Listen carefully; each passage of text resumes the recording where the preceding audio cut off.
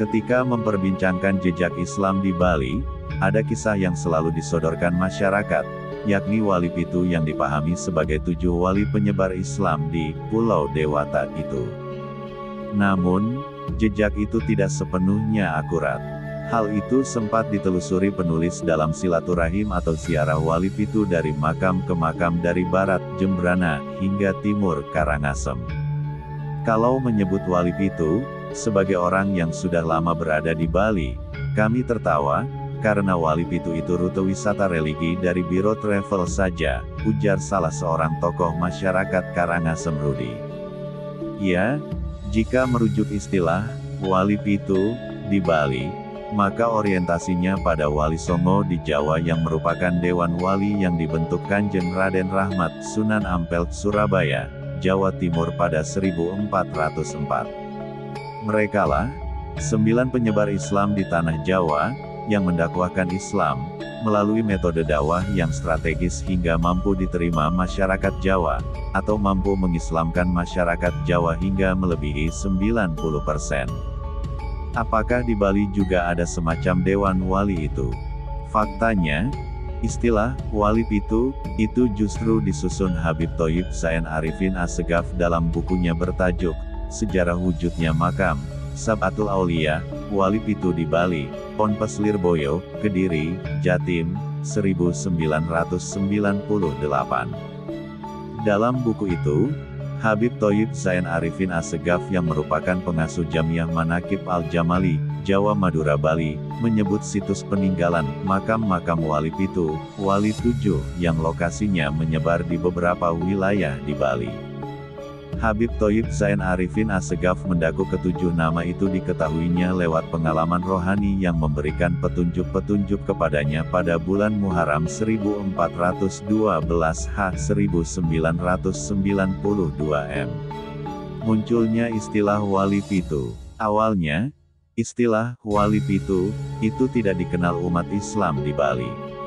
Istilah itu baru ada dari pelaku wisata religi di Jawa sekitar tahun-tahun 1990 sampai tahun 2000 yang melancong ke Bali, hingga akhirnya diperkenalkan sebagai paket wisata religi oleh para agen travel wisata dengan tarif tertentu.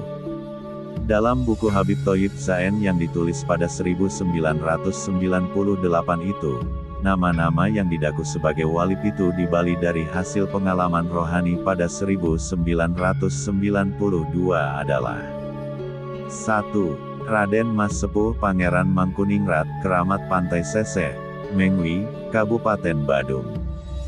2. Habib Umar bin Maulana Yusuf Al-Maghribi, Keramat Bukit Bedugul, Kabupaten Tabanan.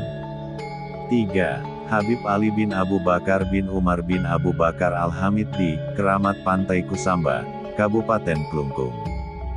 4. Habib Ali Zainal Abidin Al-Idrus, Keramat Bungaya, Kabupaten Karangasem. 5. Syekh Maulana Yusuf Al-Bakdi Al-Maghribi, Keramat Karangasem. 6. Syekh Abdul Qadir Muhammad Keramat Karangrupit, Temukus, Kabupaten Buleleng. 7. Habib Ali bin Umar Bafaki, Keramat Loloan Barat, Kabupaten Jembrana. Dalam versi lain ada yang mencantumkan nama Dewi Siti Hadijah, putri dari Raja Cokorde Pemecutan ketiga yang masuk Islam setelah menikah dengan Prabu Cakraningrat keempat, Bangkalan, Madura, sehingga para peserta wisata religi juga sering singgah ke makam putri di kota Denpasar itu. Jadi, keberadaan Wali Pitu perlu dipertanyakan akurasinya, karena bersifat oral story, dari cerita ke cerita tanpa didukung fakta sejarah yang akurat, seperti Pangeran Mas Sepuh atau Pangeran Mangkuningrat dan Habib Umar bin Maulana Yusuf Al-Maghribi.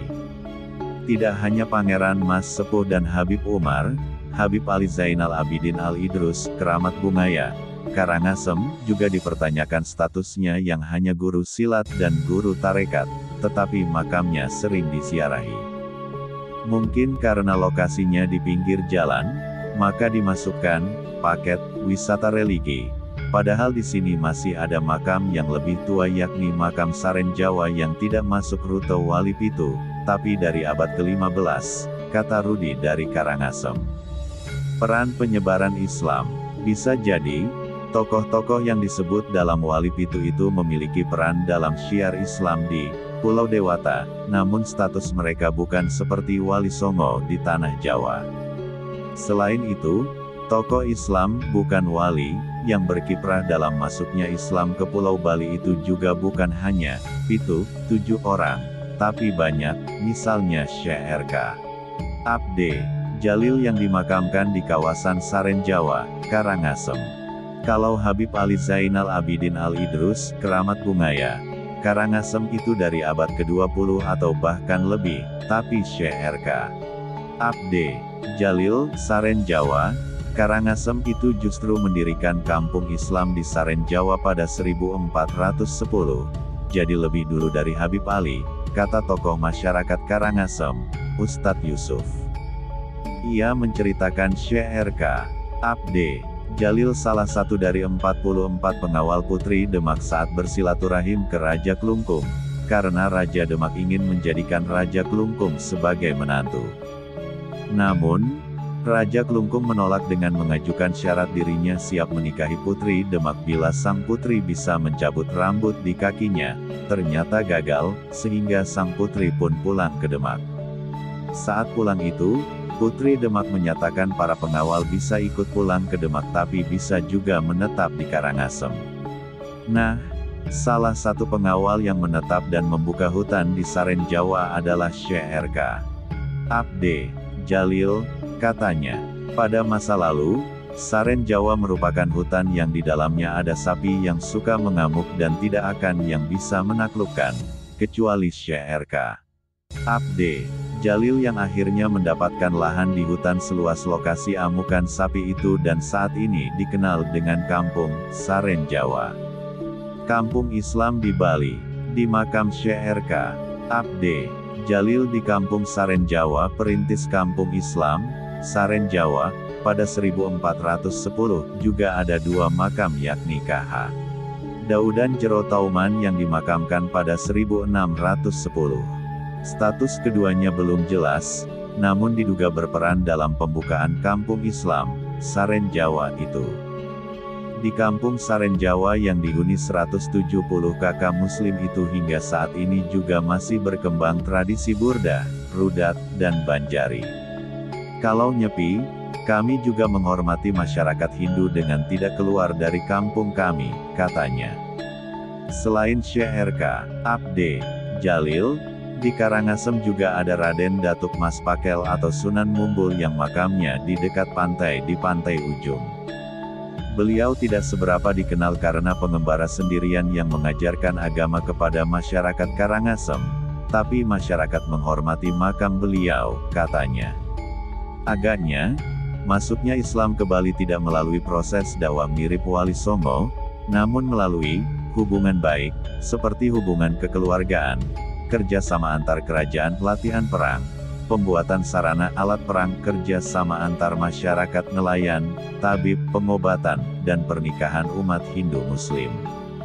Misalnya, di Desa Sindu, Sidemen, Kabupaten Karangasem, yang umat Islam hanya 100 kakak juga ada jalinan kekerabatan antara Muslim Hindu. Awalnya, kakek saya juga beragama Hindu dan akhirnya menjadi generasi pertama yang masuk Islam hingga ayah saya menjadi tokoh Islam di Sindu menjadi kepercayaan Tuan Guru Nuruddin, tutur tokoh Muslim Sindu, H. Sak Abdullah.